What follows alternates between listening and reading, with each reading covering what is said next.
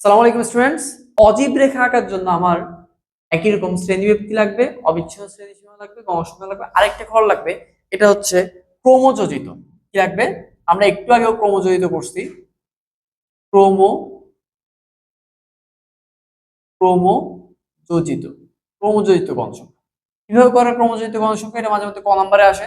So প্রথমে 4 লিখে দিব, 4 আর 3 যোগ করে 7, 7 আর 5 যোগ করে 12, 12 আর 5 যোগ করে 17, 17 আর 5 যোগ করলে 22, 2 4 যোগ করলে 26 করলে 30।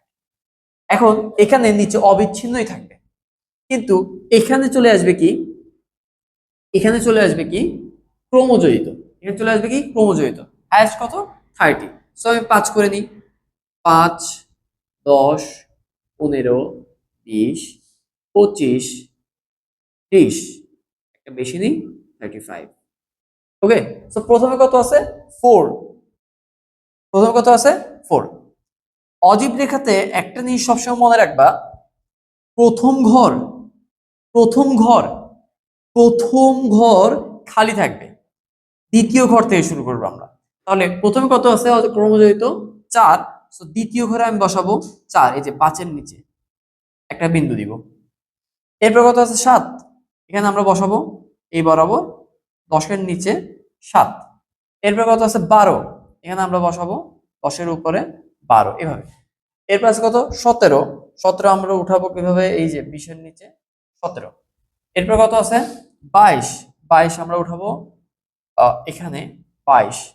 এরপরে 26 আর 30, এখানে আমরা উঠাবো 26, 25-এর উপরে 26, এরপর এখান থেকে 30। ওকে, সো এই বিন্দুগুলো আমরা কি করব? ম্যাচ করব।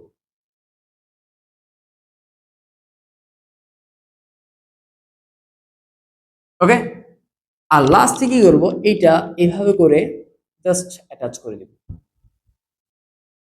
সো অজীব রেখায় তোমরা মনে রাখবা, অজীব রেখা সবসময় কি হয়? ঊর্ধ্বগামী হয়। অজীব রেখা সবসময় কি হয়? ঊর্ধ্বগামী হয়। কারণ অজীব রেখা করা হয় কি দিয়ে? ক্রমযোজিত গণসংখ্যার মাধ্যমে। তো এইভাবে তোমরা খুব সহজে অজীব রেখা আঁকতে পারবা। অজীব রেখা পরীক্ষা অনেক বেশি আসে, ঠিক আছে? অজীব কার্ভ পরীক্ষা অনেক বেশি আসে।